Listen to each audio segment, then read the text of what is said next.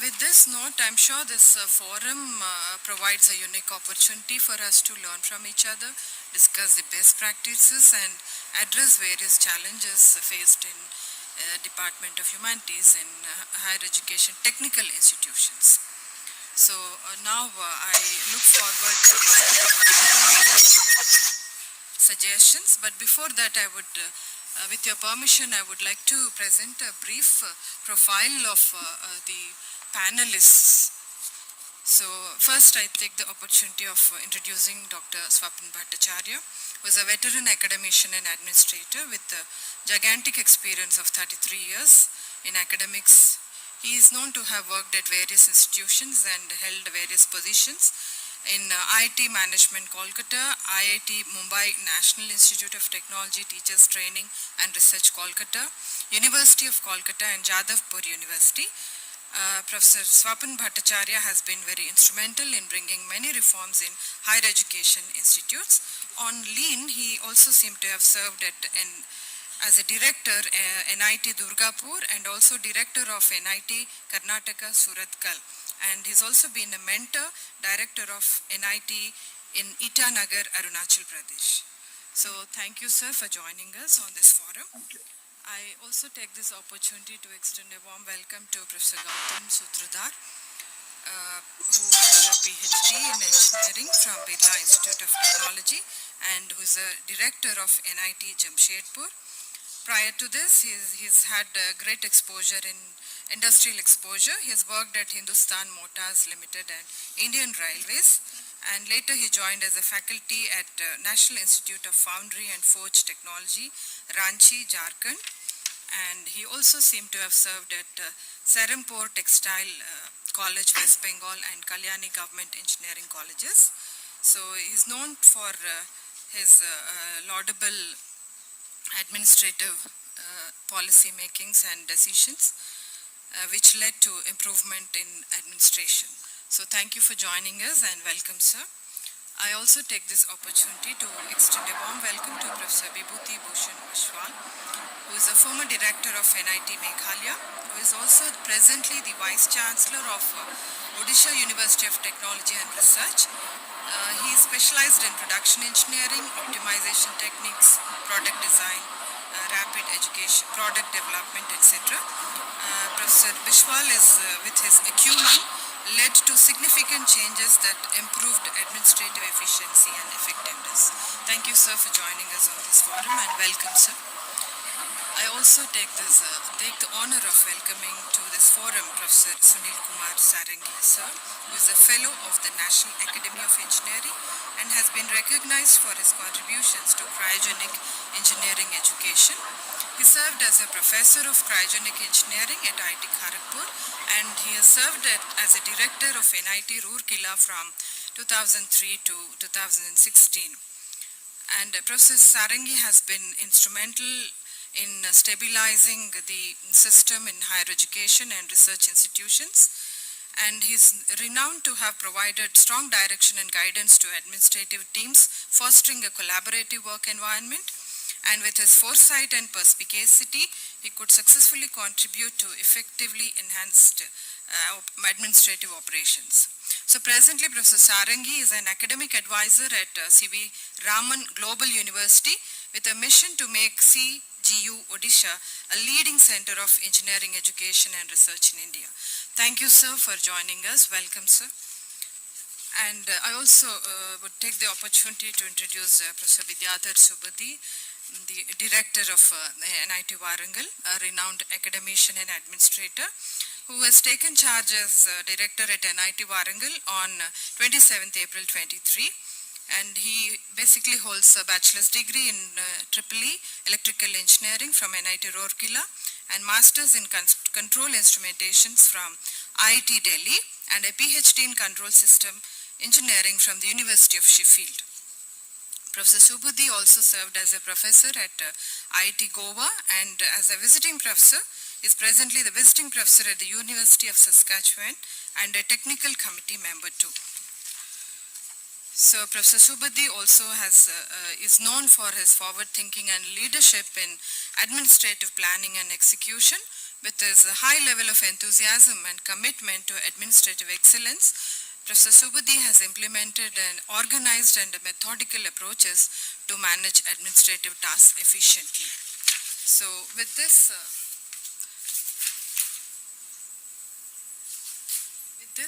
briefing, I look forward to your insights, sir. And post-discussion, probably the forum would be open for reflections from the online and offline viewers. We have about 400, to brief about the conference, we have received about 400 papers and which have been organized across 44 tracks. So this morning session we have completed all the paper tracks on various multidisciplinary themes, and we have also had 9 invited talks where resource persons from various disciplines and various places abroad to have delivered talks. So we have both online and offline viewers attending to the Directors Forum, and it has also been live streamed on YouTube, sir. So thank you very much.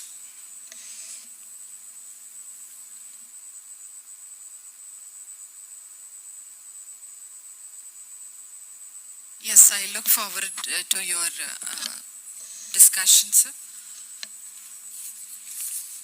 Could I request Professor Sarangi to share his insights?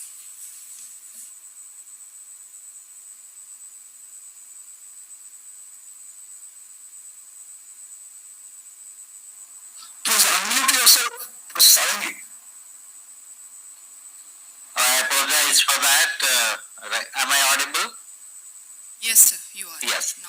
Madam, the program was scheduled for about 1.5 hours, but I understand at 4:30 something else will take over. So, how much, any time bar on us, any guidelines? Professors are programmed to talk 55 minutes at one go. You can't afford it. Yeah. Yes, sir. Okay, let me initiate the process. Yes. Okay. First, I am thankful to Madam Dibalaxmi and also to Professor Subudhi for bringing us together. It gives me a chance to see Sopan Bhattacharya and seeing Professor Sutradhar explicitly for the first time here and so on. The subject, I understand, if I have understood it right, is the role of humanities education in NIT system. In fact, it reminds me of a situation like this. I was new to NIT system. It was the board meeting, and the agenda item dealt with MTech and MSc education at NIT Rourkela. And I quote a very distinguished member, an alumnus of the institute and very, very well-established person. And out of goodness of heart, he said that we are board of an engineering institution. It might be a name called Institute of Technology, but essentially it's an engineering college in some form or another. And our job is to prepare engineers for industry. Why are we wasting our resources, our building money, hostels, student strength on anything other than a BTech education like MSc or MTech? And it was not out of ignorance. It was the perception in 2003 probably with a lot of people. I go back another 2-3 years. I was at IIT Kharagpur, and there was some kind of a direction from MHRD, that time it's the Ministry of Education, that how an IIT can contribute to better education in the RECs of those days or the state government colleges and so on, and how to produce a link. And we were trying to study something. The committee was made. I was made the chairman by my then director, Professor Anta Bose. And one of the things which came out was that when I went to college, 1965, I went to IIT Kharagpur, my friends went to Rourkela or Burla or BHU or somewhere, and nobody thought is superior to the other fellow or more fortunate than the other person. We thought REC Raukala is a college, IIT Kharagpur is a college, B College Shibpur is a college, and so on, so on. And everything was fairly at par. But then on, in 10 years, the IIT became far more reputed. The IITian felt far more honored and far more fortunate compared to the people who went to other institutes. And what are the reasons? Several reasons were identified by our committee. One of them was the following, that while IIT started with a strong science departments, the physics, chemistry, mathematics departments were as large, probably larger than the departments of mechanical or electrical engineering. And whereas almost all other institutions had much smaller science education, mostly to support the first year physics, chemistry, mathematics education. In fact, as late as 2003, when I joined NIT Rourkela, we had 2 members in humanities, 2 in physics, 2 in chemistry, and 6 in mathematics, because mathematics was taught for 4 semesters. And one of the reasons, one of the conscious decisions taken at that time was to strengthen the science and humanities department. Entire humanities was one small room, 2 madams and 1 peon. And today it's a very big bustling department, and in Kharagpur it's a very big department, and so on. And is it a good thing or a bad thing? Let us see, let's look at the subject of getting more work out of the NIT system. Now we are talking 31 NITs, and each of them are having anywhere from 100 to 400 faculty members. We are talking of 10,000 faculty members out there, and so much of brain, and that many students, and so on. And if there is not a proper administration, if the methodology of putting people to work is not right, so much of thing would be utilized less optimally, suboptimally. And which department is going to study? It is either a management department or a humanities department.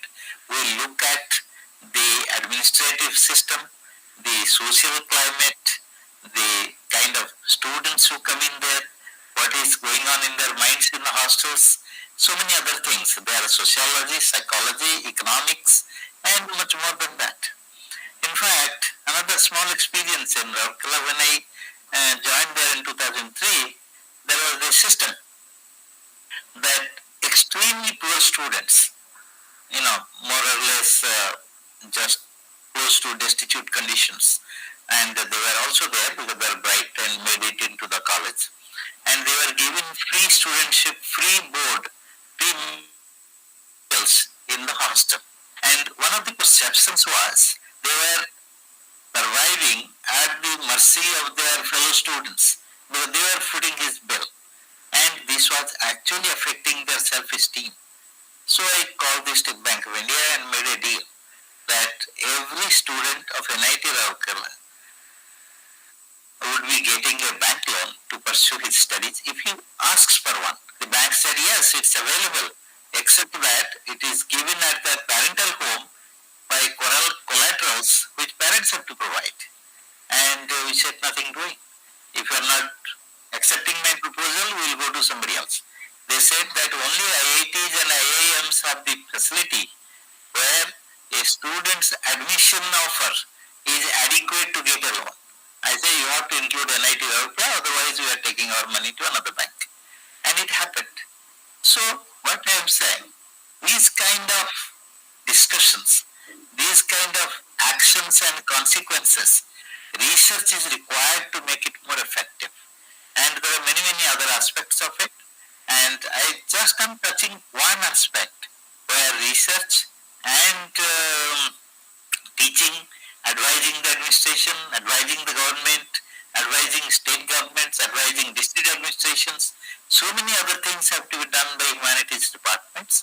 And I said this is only one aspect of the story, And I personally feel that all NITs, in fact all institutions, should have strong humanities department because it deals with people, and whether it is psychology, sociology, economics, language, so on and so on. In fact, we tried to enhance the language. We had only English.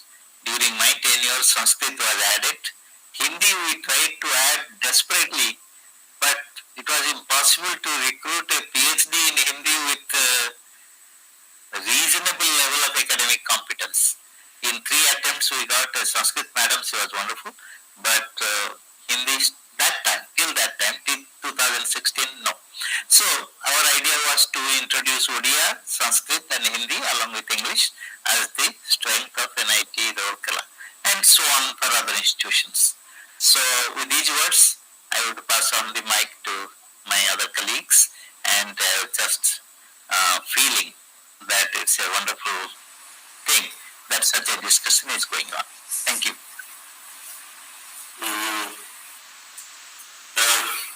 I take the cue from Professor Sarangi, who has been my guru in this regard, because I also worked in NIT Restaurant. Professor Sarangi was my director.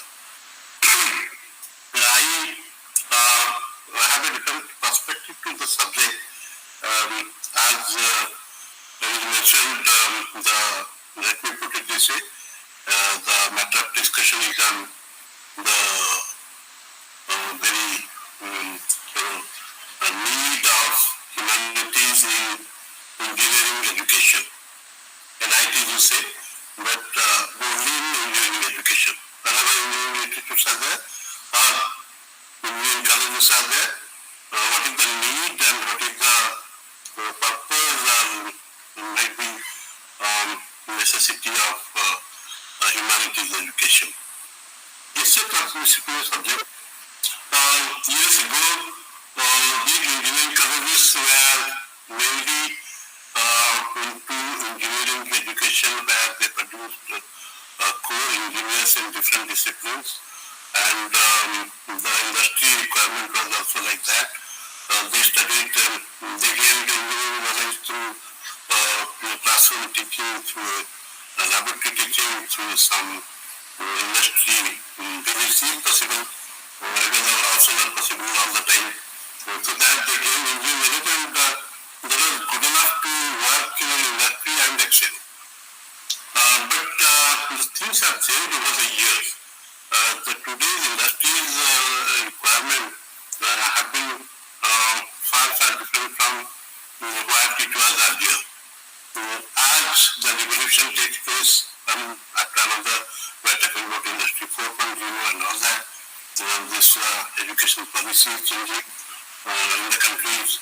We have NIP 2020 right now, and the future has been different, and again the need has also been different nowadays. So only engineering knowledge doesn't suffice to excel in one's field. If he goes to the industry, it needs not many other things, life skill kind of things to be learned during these years, because these are the years when people get to learn many things, and then they utilize and hone the skills and do better. So with changing society, changing requirement, changing technology, and frequent rules change again. So the rule doesn't get fixed at one point.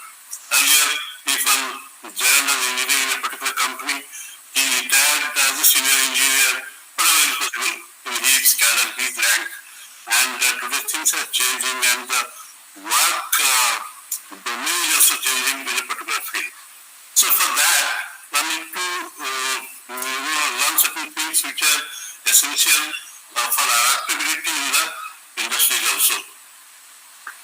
So as Professor Sanghi mentioned, actually we were admiring that kind of steps when it was taken at NIT Rourkela. As he said, the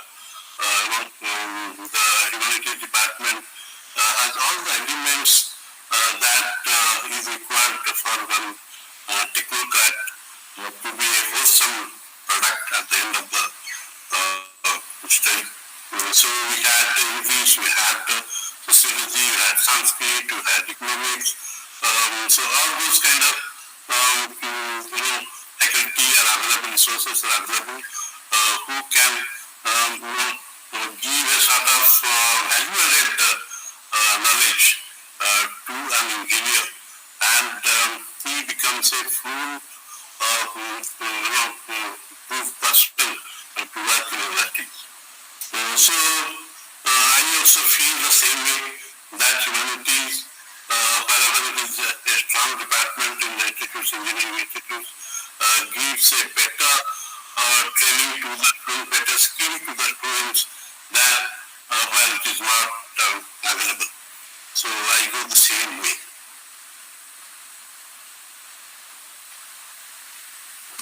Thank you, sir.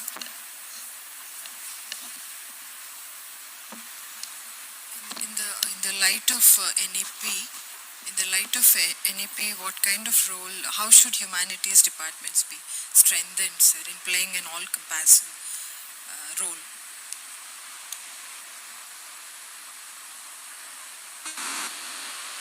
I hope I was audible. Of course, we did discuss. No, sir, but Yes. Good afternoon, madam. First of all, I would like to thank the director of NIT Warangal to take this lead. And I want to share with you a small information. The room in my home where I am sitting, I have a picture of myself with Professor Sarangi just in front of me, taken in NIT Warangal, probably after some conference or whatever. So that makes me hugely emotional, I must say that. And very few people are aware of the transition from RE college system to NIT system. We are very fortunate to be there at that point of time. Of course, Professor Sarangi was an undisputed leader for us, and I was a small kid at that point of time. Just a couple of things before getting into the topic I would like to share. So, first of all, I consider myself as a former faculty member of Jadavpur University first. Everything else comes next. Anybody during my tenure from Durgapur or Surat, I always keep on saying that I am a faculty member first, faculty member last. Everything else is a transient process. So when I joined NIT Durgapur on 2005, 30th September, before that I did not have any administrative experience, head, team, nothing. Number one. Number two, Jadavpur University is a very strong faculty-driven institute. Practically all the important decisions are taken by the faculty. Whereas NIT is a hugely director-driven institute. There could be some aberrations here and there. Number three, I don't know how many of you are aware of, Jadavpur University is equally strong in humanities, social science, basic science, and technology. We do have 4 or 5 whatever awardees in basic science as well. Whereas coming to Durgapur, I was just remembering, we had only 2 faculty in maths, hardly anybody in humanities, like that. Now coming to the point of today's topic, I would like to tune the title of the topic a little bit. I see language, literature, and technology. I strongly believe science should be somewhere in between. Science should be somewhere in between. Number one. Number two, instead of literature, language, humanities, I would like to call all of them together as social science. as social science. So, this is number one. Number two, some hard facts we have to admit. Actually, I was very busy with something else. I could not do many Googles. I could not prepare myself much for today. But one thing I'm sure, even today, number of students opting for social science after higher secondary is much, much more than number of students opting for science and technology. At least technology. Definitely, there's no doubt about it. But even then, those who go for social science, as if nobody cares for them. When we talk about placement, nobody talks about the placement of the students who are studying social science. They are completely out of the radar of the administrators. Generally, but there could be some aberrations here and there.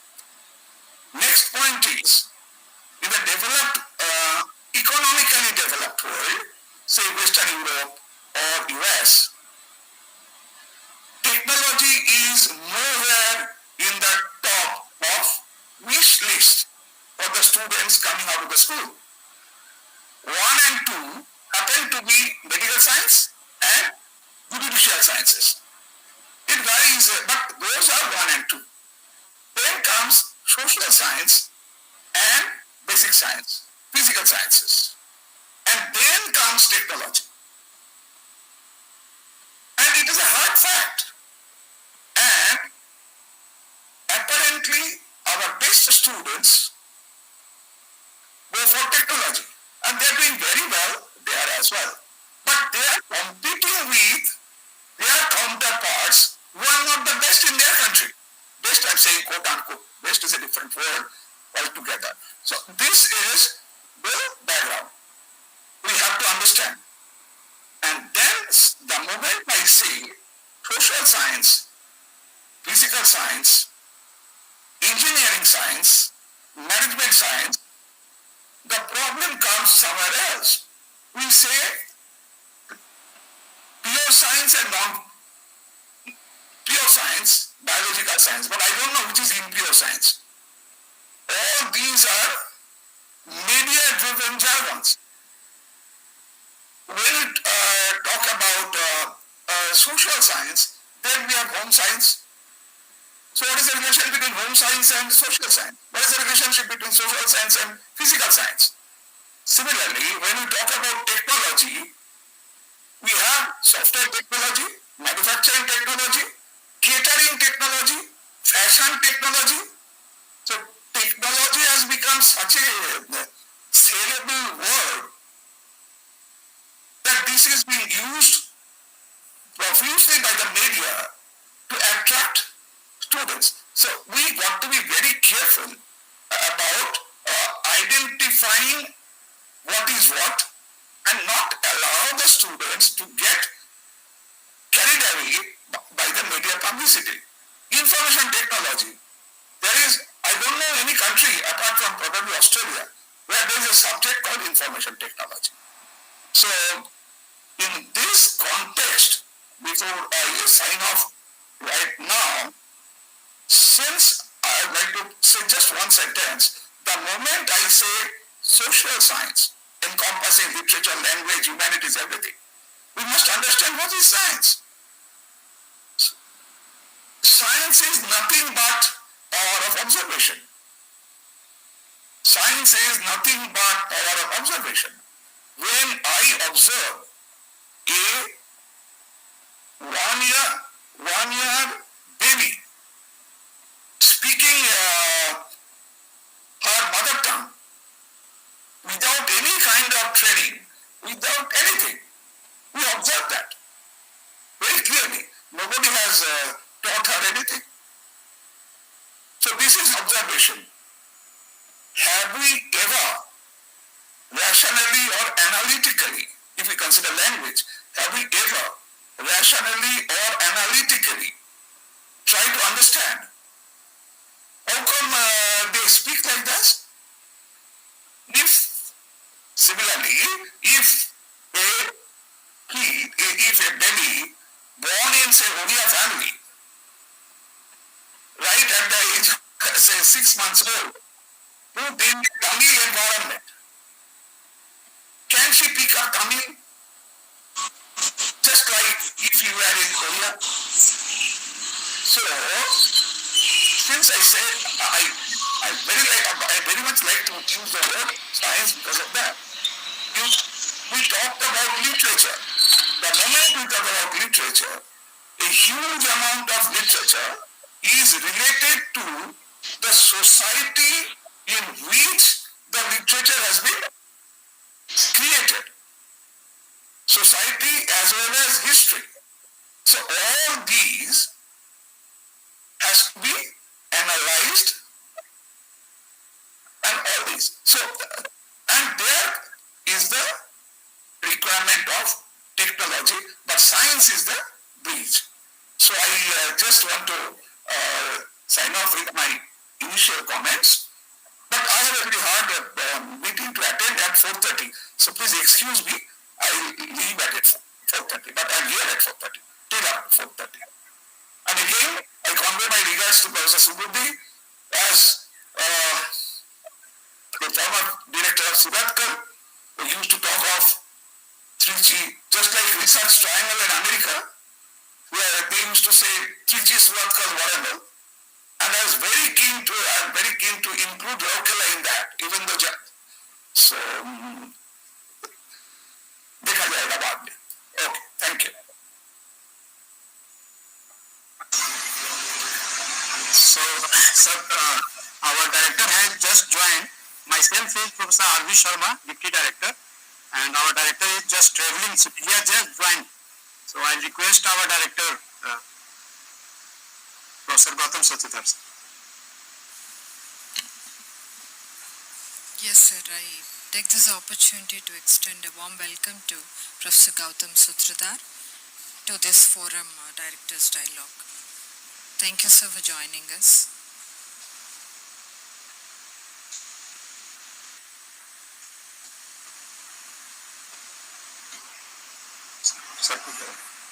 Yes, sir. We look forward to your reflections on the transdisciplinary role of humanities in NITs. That's the topic for discussion. Thank you.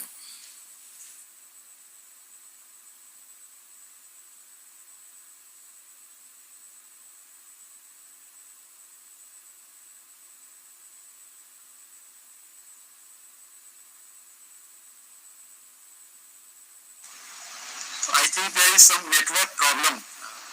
He is actually in the northeast area. So I just brief about what activities we are doing at NIT Jamshedpur. Very good afternoon to Professor Sarangi. He was head of institution for some time here at NIT Jamshedpur, and welcome all of you. At NIT Jamshedpur, we have a department called Humanities, Social Science and Management with 6 sanctioned posts, and 4 are there, 2 in English and 3 in management nowadays. So we are basically teaching first year English for communication and introduction to soft skill, and besides some management subjects like IPR and industrial psychology to other higher classes we are teaching. And we have started a subject like Indian knowledge system under Humanities department to our students. So that is a new center we have established under the guidance of Professor Sutradhar. So this is all about what we are doing here, and I request Professor Gautam Sutradhar, if he can, if such network problem not there, he can say a few words.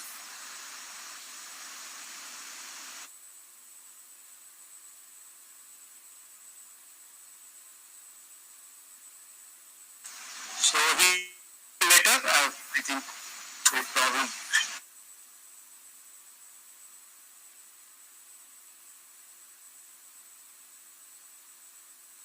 I think there is a network issue.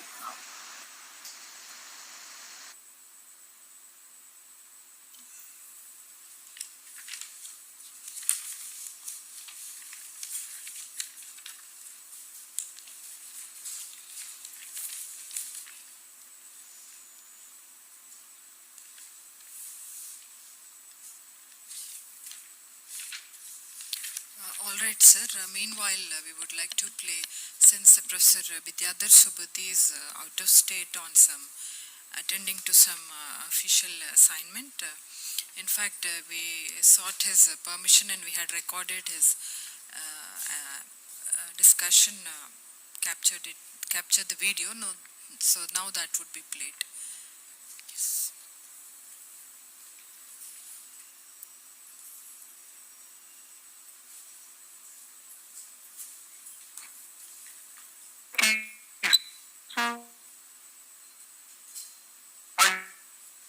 Somebody speaking.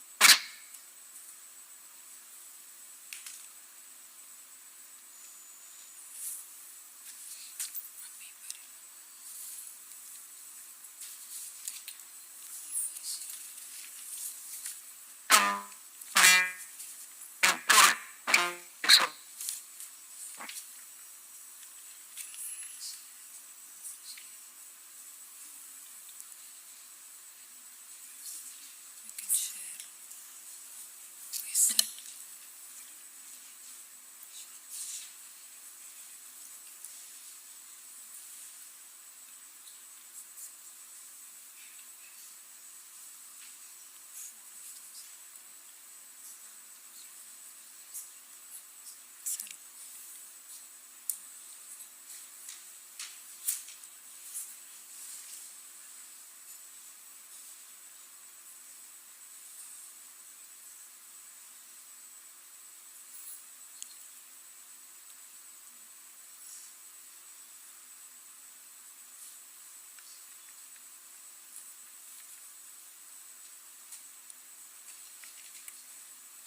Somebody wants to speak.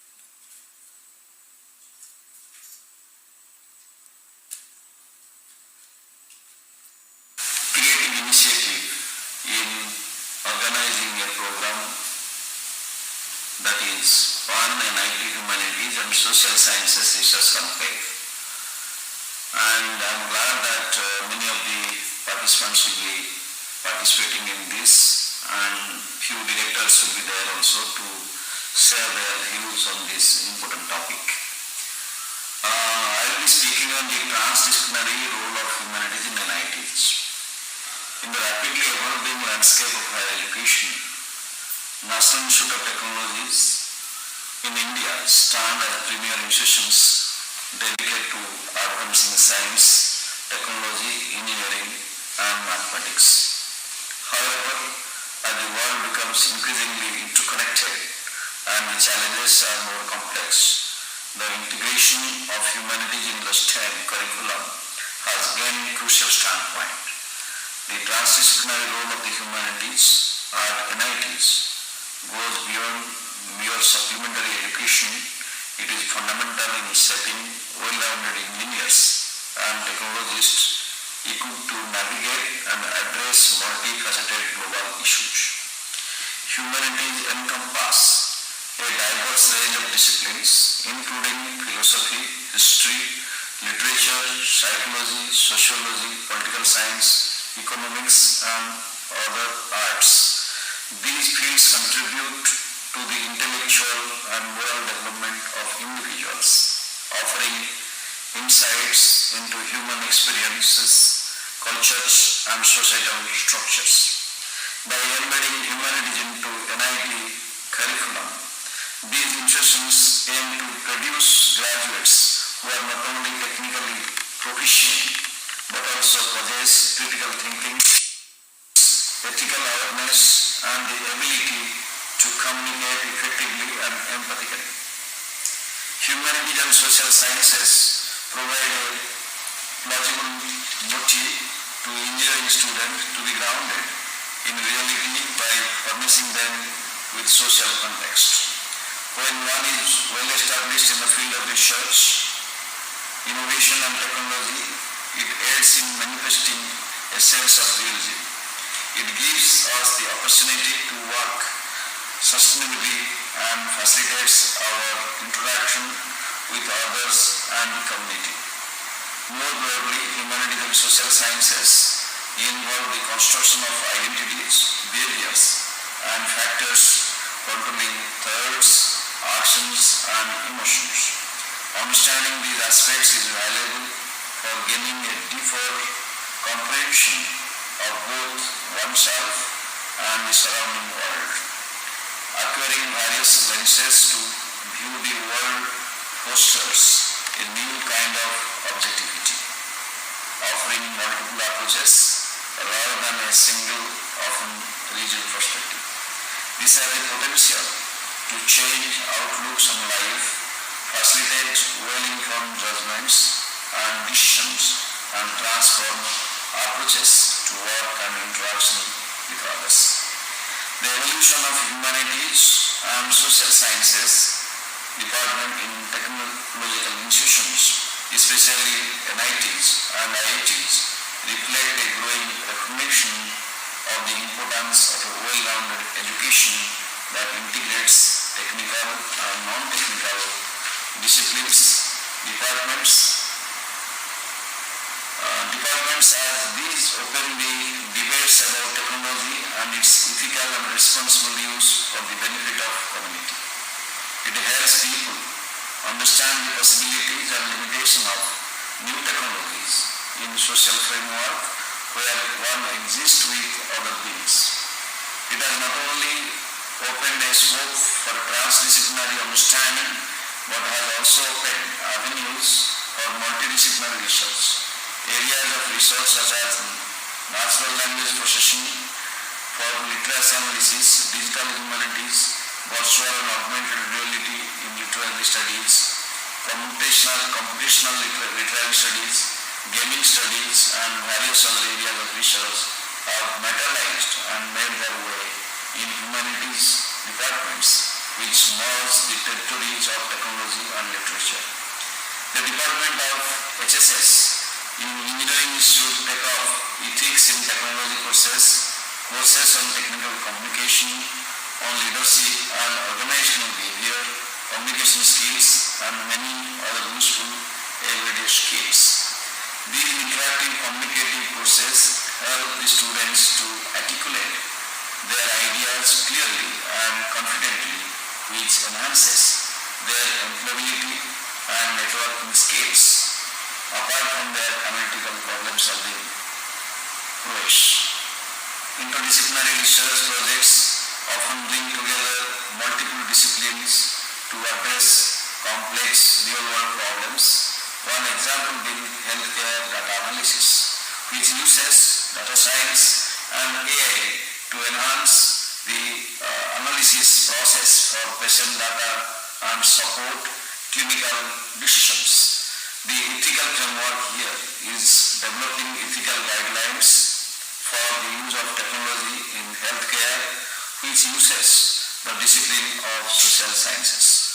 I commend and congratulate the Humanities and Social Sciences Research Conference organizers for coming up with the concept to have an international conference on a topic so relevant to today's world, the purpose of which is to strengthen the humanities and social science departments and see them as successful and role models in the era of digitization.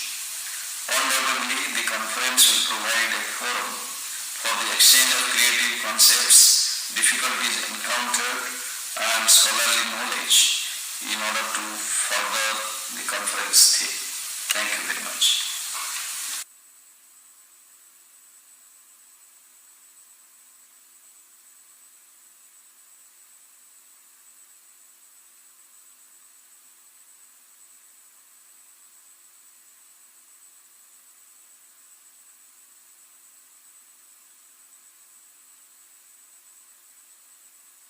Yes, sir. Am I audible?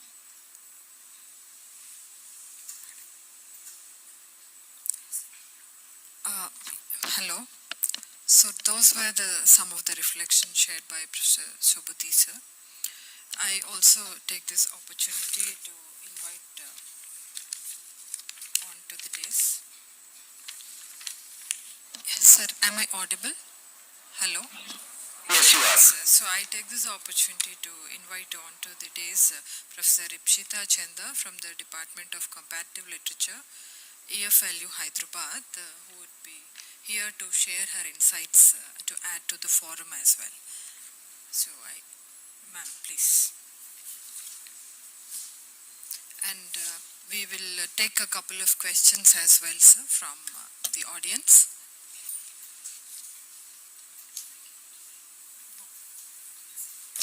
Can it come here? You can be seated.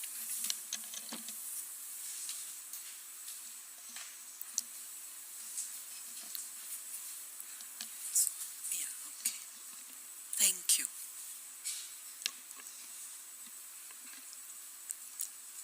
Thank you. And good afternoon to all the honorable directors who have joined us. I have been here slightly longer than you, and it is in fact almost an emotional moment, as Professor Bhattacharya was saying, because we have been colleagues at Jadavpur University for 22 years while I worked there. And I would like to start with more or less what he said regarding, the necessity.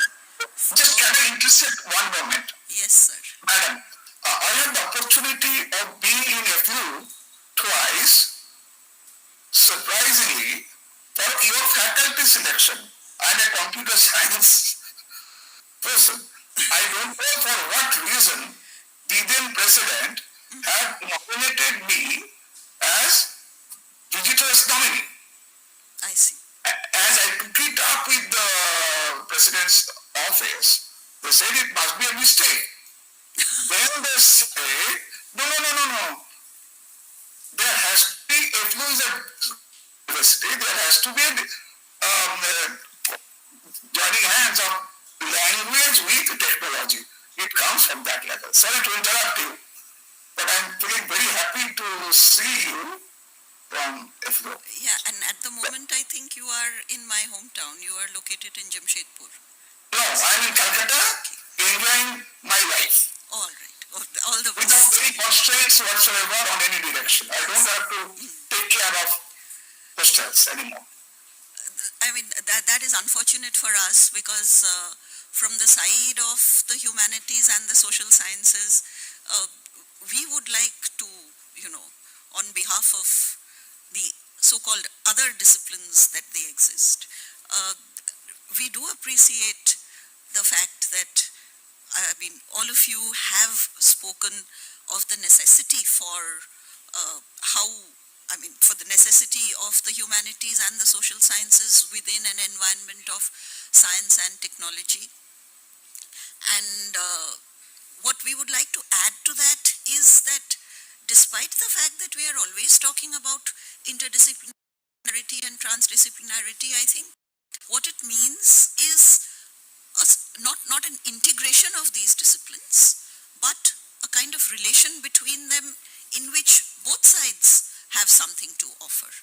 So perhaps that is one of the reasons why you were invited to be on the selection committee at EFLU, because perhaps we felt that there was something that you had to offer as well as on the other side. Because one of the things, and that is why I think that this is an opportunity from, I take this as an opportunity to place a few things out of, having taught humanities for the last 30 years, and 22 of those, as I said, were spent at Jadavpur University, which has an overpoweringly strong engineering faculty, as Professor Bhattacharya would, testify. Not that it needs any testification, but also the fact that the arts faculty, in the simultaneous growth of the university, the arts faculty participated equally by preserving the fact that it had a different character. So, I would just like to say one thing, which probably sums up more or less all that I have to say.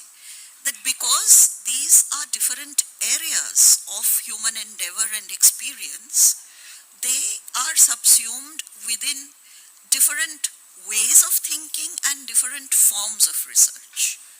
So it is not as if we are here only to enhance the technologist. We are here to make the technologist actually, if I may say so, not a technologist, but a human being who is a technologist.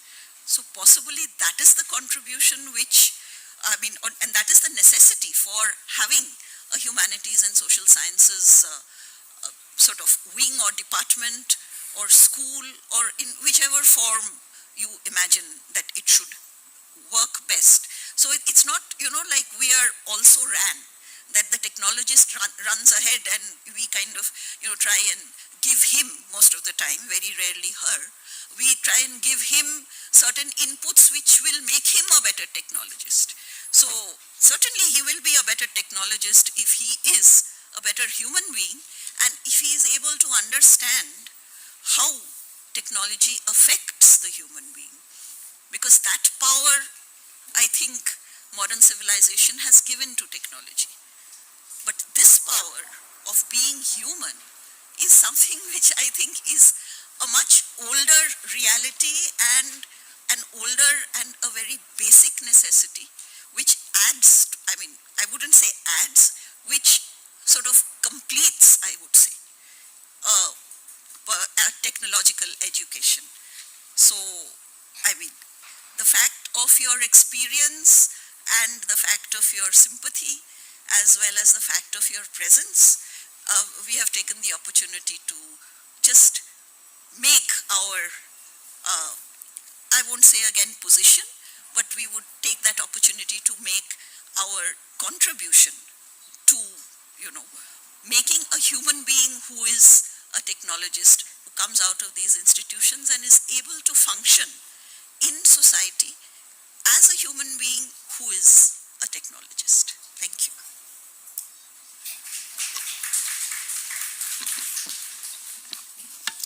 Thank you, ma'am, for sharing your stimulating thoughts on the role of humanities and how should it lead to a technologist, a human being as a technologist rather than producing a technologist. So adding another emotional and humanistic dimension to the talk.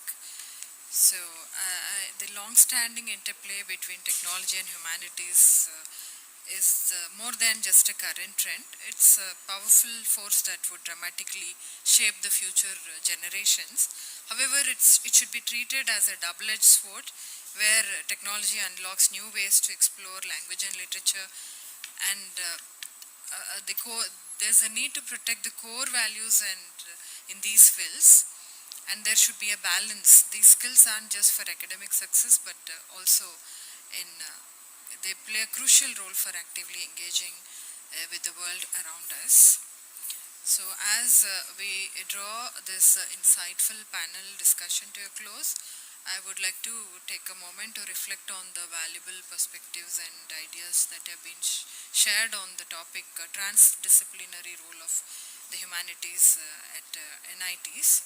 So Professor Sarangi in fact set the tone by highlighting on the visibility and the ever expansive and all encompassing role of humanities. There were days where there was only one course offered by the Department of Humanities, and that's English. But now NEP has provided ample opportunity for the departments and the faculty to grow, and the roles also have been ever evolving. We play the role of a counselor, of a mentor, and there is a need to know the psychology, emotional factors or states of students as well. And we have been acting as into material designing, then tailor making the class to suit their needs. At the back of, at the backdrop of their time, if it is Springs free time, their mindset is different. If it is Technosian time, if it is exams time, their attention levels dwindle, and then it's a greater challenge for the teachers to take them into confidence and then make teaching learning more interesting. So we understand that, of course, we play a versatile role in the contemporary digital era, and of course, the fundamental and the most profound notion shared by Professor Swapan Bhattacharya about inclusion of science in the title or in the humanities. That's been quite an astounding observation and thought Of course, consciously, inertly it is there, covertly it exists, though we do not give a label to it. We do not recognize that it's not inclusive, but still there is a need to reflect on this idea as well of integrating science also into humanities. That's a wonderful takeaway from this discussion. And of course, Professor Subudhi mentioned how incorporating humanities into technological education fosters all-rounder development, of course, critical thinking, ethical awareness, and a broader understanding of societal impact. So it's just a beginning, I feel, with the NEP giving the flexibility and the autonomy to the institutes to revamp the curriculum, and we were given the autonomy to come up with various new courses in the creation of academic bank of credits, floating new courses, interdisciplinary research as well, promoting interdisciplinary research. So yeah, we did step out of our jurisdiction in accepting scholars from various sub research areas under literature, linguistics, but then it's a long way to go to also integrate into sociology, philosophy, and then bring in inter and intra research disciplines in research. So that way we are still very primitive and nascent, I feel, and it leaves humanities departments a greater challenge in achieving these goals in improving research arenas. So on this note, if we have any questions, sir, could I, with your permission, could we take a couple of questions or reflections from the viewers? Yes, please. Can I make a small submission? Please, yes, sir. Actually, there is a perception, it's not perception, it's true, that technology keeps on changing very fast. It's true, there's no doubt about it. I have a feeling that studies on language and literature, that is also changing very fast. But nowhere it is given that amount of importance as it is given to technology. Like, ma'am, I have no idea about the courses you have in your department, but I'm sure you will also have some courses which were not even thought of 10 years back. Yes. And probably presence of technology has an impact on changing the syllabus from that perspective. And another point I keep on saying everywhere, my Guru Professor Saring is sitting here, that we always have to think big and have a big vision. So we must have some benchmark institutes to follow. Even though I make a very controversial statement, unfortunately, in India, we have lots of individual leaders in academics all over the world. But we do not have any single benchmark institute at the international arena. So, I would like, since you have taken the lead and you have Hyderabad, you have the great Institute of Language in Hyderabad itself. If you get some kind of a liaison with Oxford, Cambridge and Harvard and see where we stand vis-a-vis Oxford, what are the loopholes we have to plug? So this is my small submission that we have to look beyond India, and we are talking about IITs, NITs. Unfortunately, all over the world, there are classification of institutes depend on very good, bad, ugly. There's nothing like government aided, government, etc. Now we have n number of IITs, quality infrared to ultraviolet. even within top 15 NIRF.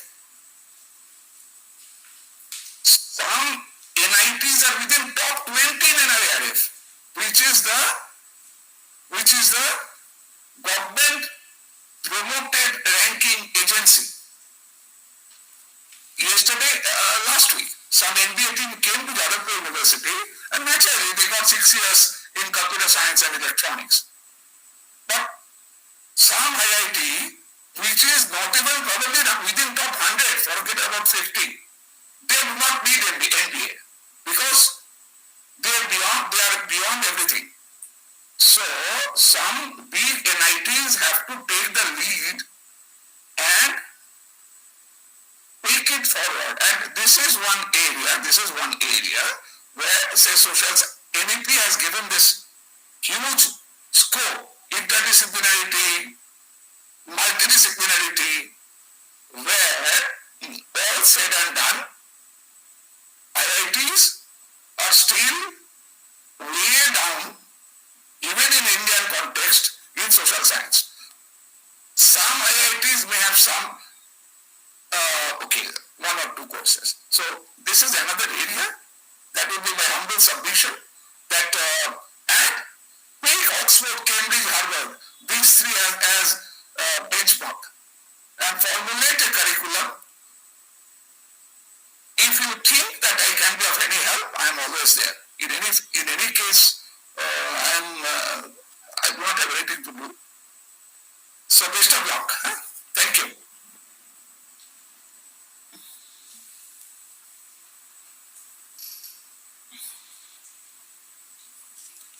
Yeah. Would you like to share your reflections or any queries to the panelists? Please.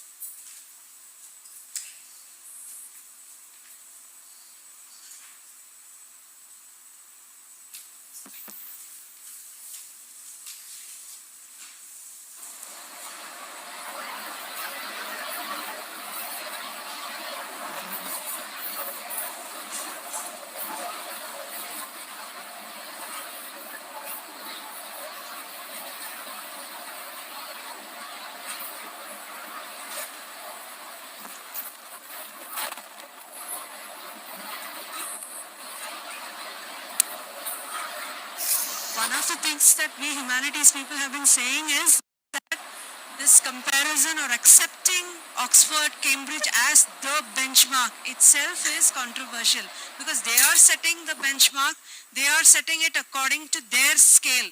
And that is what we should be fighting against as humanities people, that we should set our own benchmarks because the kind of service we are doing to humanity or to our society is very different from the kind of thing that Oxford or Cambridge or Harvard are doing. The kind of context in which they are working is very, very different from the kind of context in which we are working. The kind of population they are serving is very different from the kind of population we are serving. The kind of cause the causes that we are supporting are very different from the causes they are supporting. The kind of funding that they are receiving is very different from the kind of funding we are receiving. So why should we accept that framework, that benchmark, and why should we not strive to set our own benchmarks and strive for that? Why should we not shift the paradigm? Is the one question that I'm asking. I don't know whether I'm asking the right question. In fact, my colleagues have been dissuading me from asking this. They're saying it's a very undiplomatic question. But I don't know. This is a point of view and I think I thought I should ask and I'm asking this. Thank you very much. Just my response. Yes, sir. A great institute does not serve any country or any space. Oxford does not serve UK. Oxford serves entire world. Mind it. This is number one. I have never said that we have to follow their framework. What I say, of course we have to have our own framework, but while creating our framework, nothing wrong in looking at what kind of framework they are working on. Why? People from all over the world want to join that institute. As an analogy, think of MIT. How many American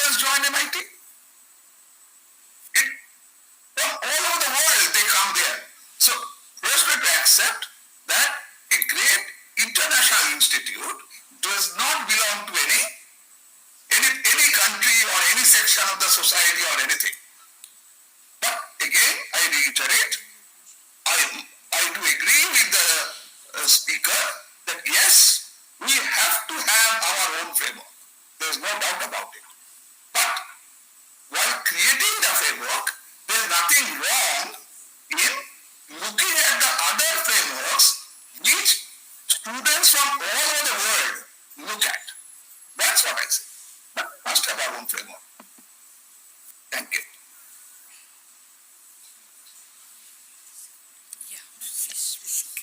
Do we have any other question?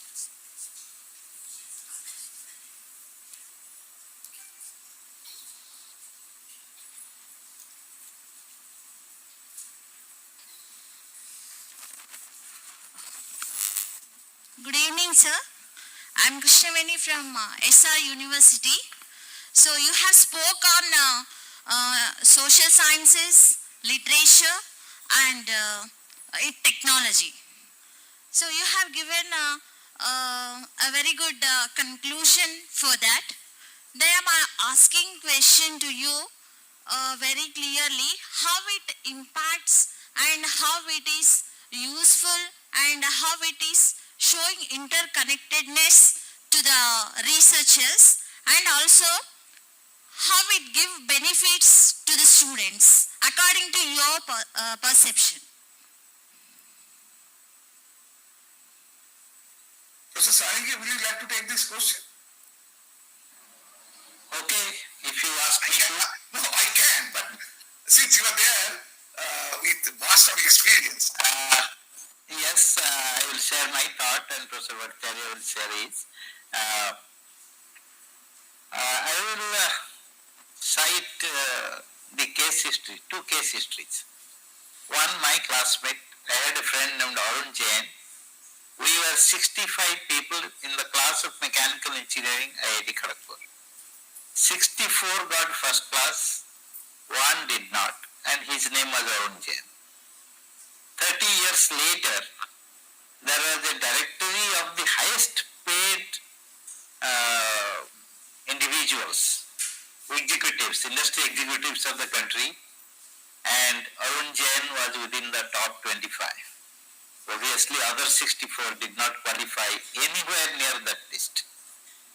And that is, why was it possible?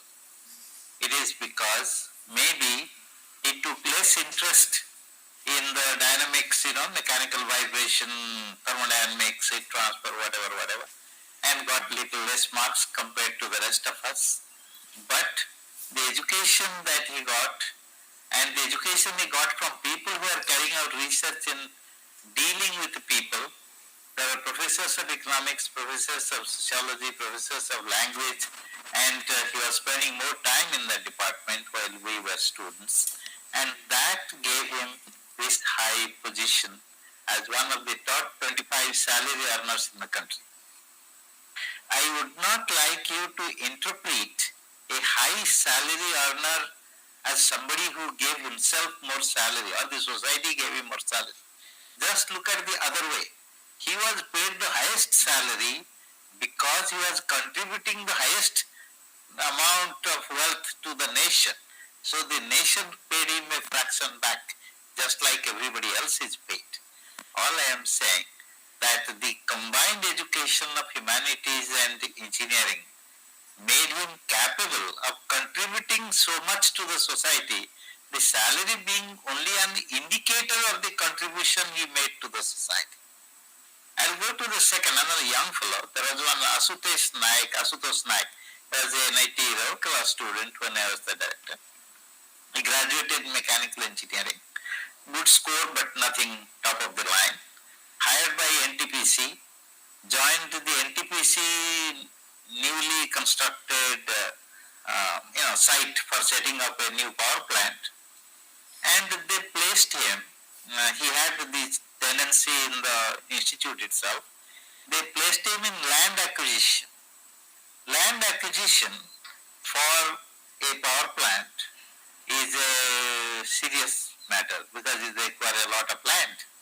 And just a couple of years before, a company called POSCO from South Korea wanted to set up a 50,000 crore company in coastal Odisha, and the project was closed because land could not be acquired. And it's a very vital subject.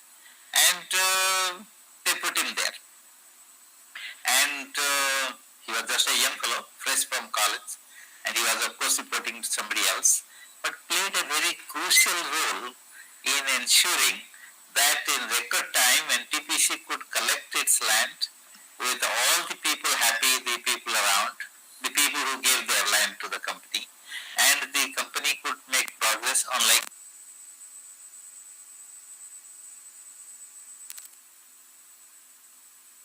he set up in the COVID time a company in Raurkela itself where his business was very simple. He would take a mini truck and made it like a room and packed frozen, ice plates all around, make basically a cold room inside the truck, would take his vehicle to across the river to the villages, collect the vegetables, bring them to the market in Raurkela along with the people. They would sell their products. In the noon time, they will put the rest of it back into the refrigerated compartment. No refrigerating machine. Machine was outside. He only had the plates, ice plates.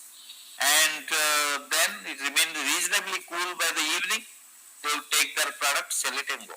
And that revolutionized the marketing of vegetables in Raurkela city during the COVID period.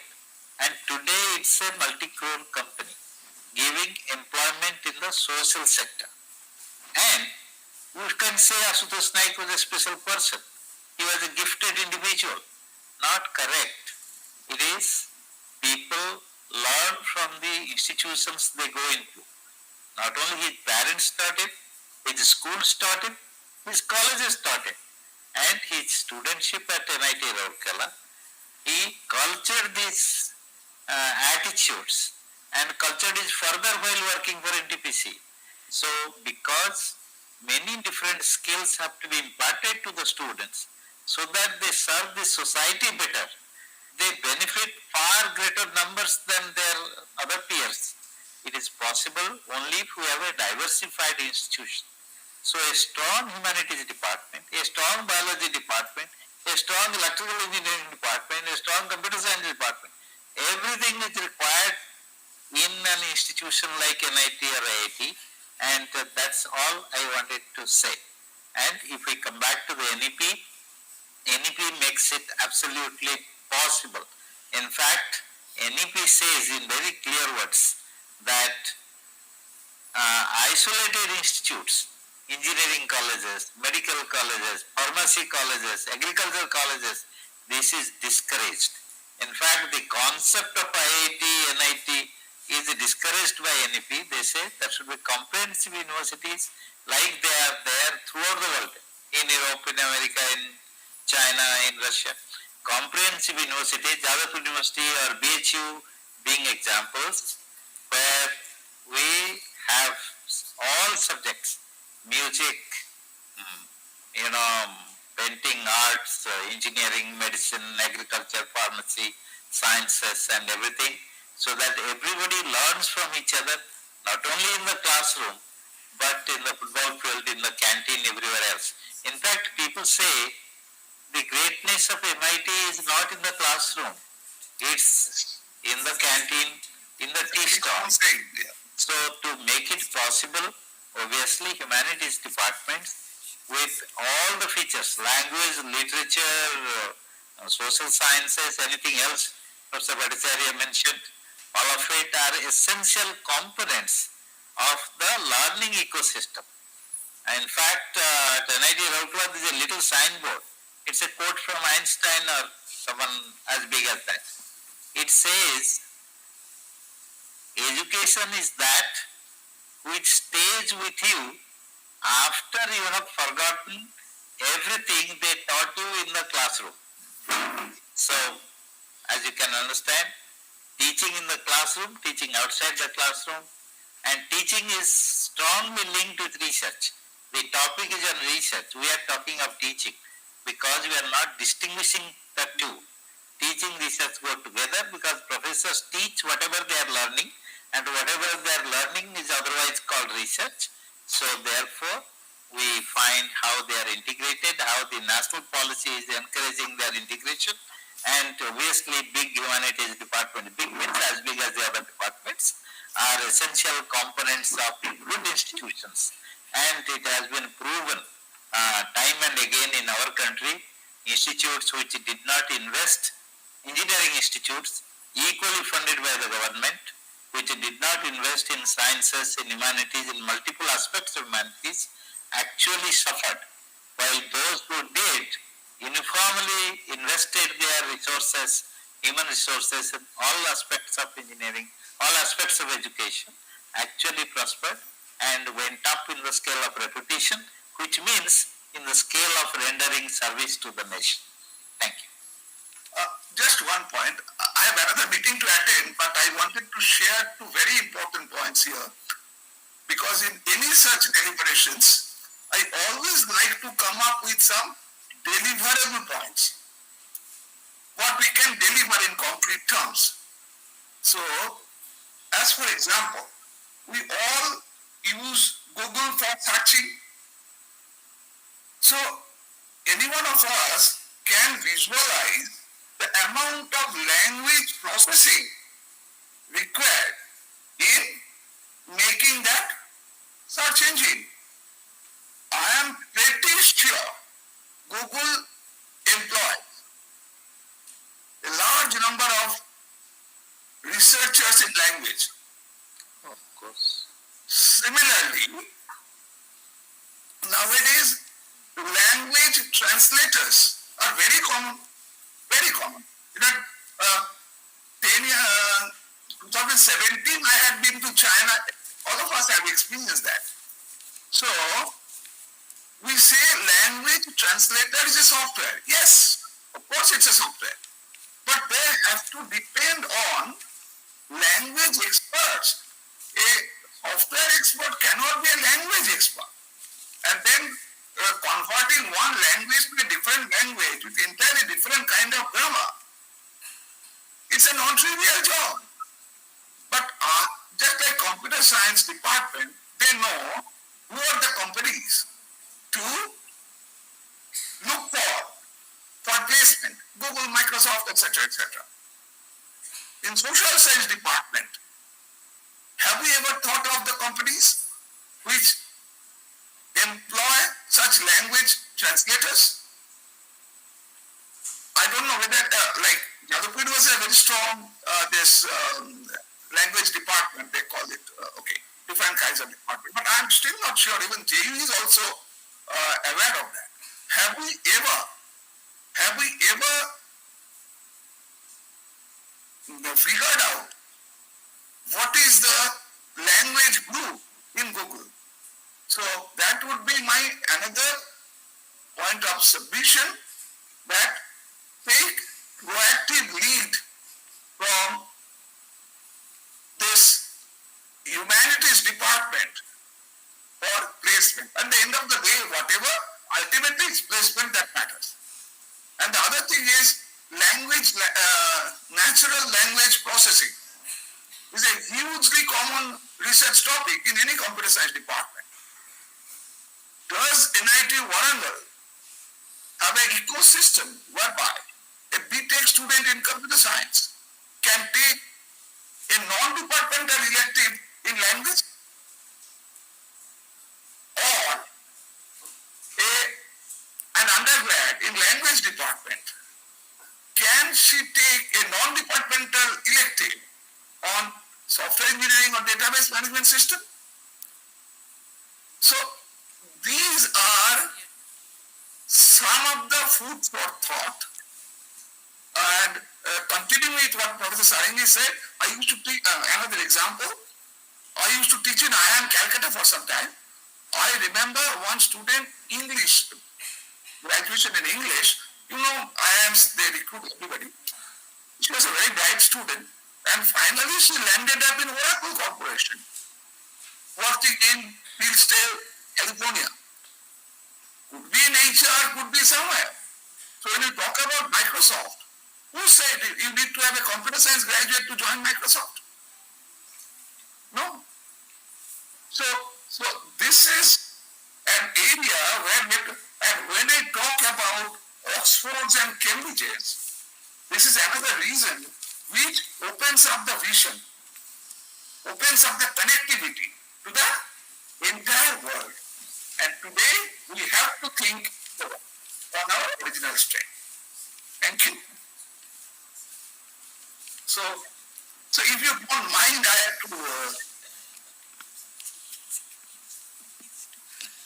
Yes, sir, just before you leave, I figured out why you were invited to the EFLU selection committee. Because, no, seriously, because we have a very, very strong computational linguistics department. Now we understand why. All what you are saying, from the point of view of language per se, we talk about it as literature people from the point of view of linguistics, and these two are different things. When you are talking about whether social sciences here, and I think they will now, whether social sciences here have looked into which graduates are fitting there, or what can they do in those departments, basically you are talking about translation. So the EFL University, as you know, it's English and Foreign Languages University.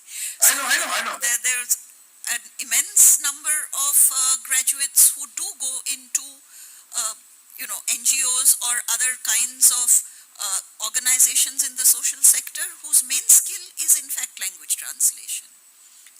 So there is just another thing which I thought that we could enhance this kind of flexibility, especially in quote-unquote government institutions. Though sir said that there is no such difference anymore, it is very much there because of the kind of ingrained attitude that there is regarding, the difference between technology and humanities. So since you are smiling, so you know what I'm talking about, this is at the ball is actually in the court of technologists and educationists like you, because all the the evaluation structures, the funding structures, and even the academic structure is somehow dictated by technology and science. And that was the point I was trying to make when I said that, it's not that we want to enhance the technologist. What humanities can contribute is to complete the technologist as a human being. So one of the things I think that is required is actually an attitude and a policy change on the level of technology. And another very simple thing which we have been discussing here during this conference is the fact that perhaps all the social sciences and humanities departments across NITs could cross-list their courses because, as you said, the NEP allows for some amount of learning to be online. And so whatever different skills in the humanities that different NITs have can be shared so that both the humanities and social science learners as well as the technology learners could have access to a wider variety of courses. And as Professor Sarangi said, I think that would lead to future technologists who would, like I have been continuously saying, be human first and not technologists only. So perhaps that is one of the things that, is a result of this conference where so many NITs have collaborated together, and we could take that collaboration further, both for the benefit of the humanities and social sciences departments, because they are not service departments. They have an area and space of knowledge within academia of themselves, and then they can collaborate with technical and the technological side. Just on a serious note, that faculty interview, still remember, I was very much participating in the discussions of the interview as well. And finally, I am looking forward, as I said, I want some deliverables. I am looking forward to some high quality publications in natural language processing, co-authored by one faculty member from computer science, one from mathematics, and one from humanities. Yes, it will have to be cross-university because we So- do not have so- mathematics or computer science. So everyone has his or her own. Sorry, I'm running out of time. Thanks a lot. We'll be meeting online, offline, wherever. Thank you. So, sir, Professor Sarangi, and we'll meet soon. Okay, thank you. Thank you very much And- for joining us. Thank you for that futuristic and most stimulating thought shared. I'm sure the panel is highlighted on the importance of humanities in stimulating creativity, innovation through diverse ways of thinking leading to problem solving, and also we can inspire more holistic and groundbreaking solutions in the fields of merging. It's an amalgam of science, technology, and then humanities.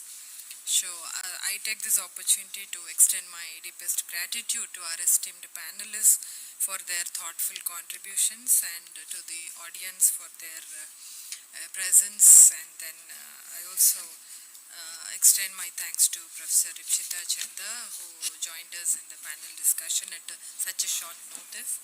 So her presence also added value, and then with her insightful thoughts. So I'm sure this would greatly enrich the discussion and underscore the importance of the topic, transdisciplinary role of humanities in NITs.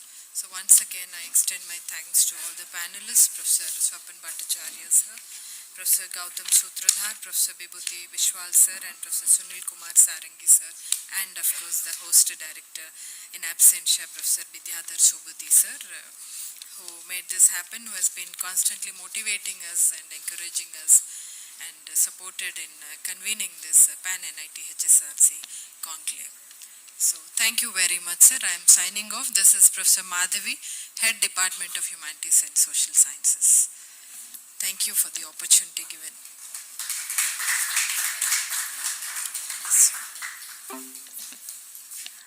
Thank you, everyone. Thank you, dignitaries on the dais who participated in the conversation. Thank you, Madhavi ma'am, for moderating. Thank you, Ipshita ma'am, even though on a late note you had joined and added to the fruitful conversations. Thanks to all the participants for the questions and your patience in listening to throughout the dialogue. Now we'll break for tea, just 10 minutes, and we'll be back again for the valedictory. Thank you.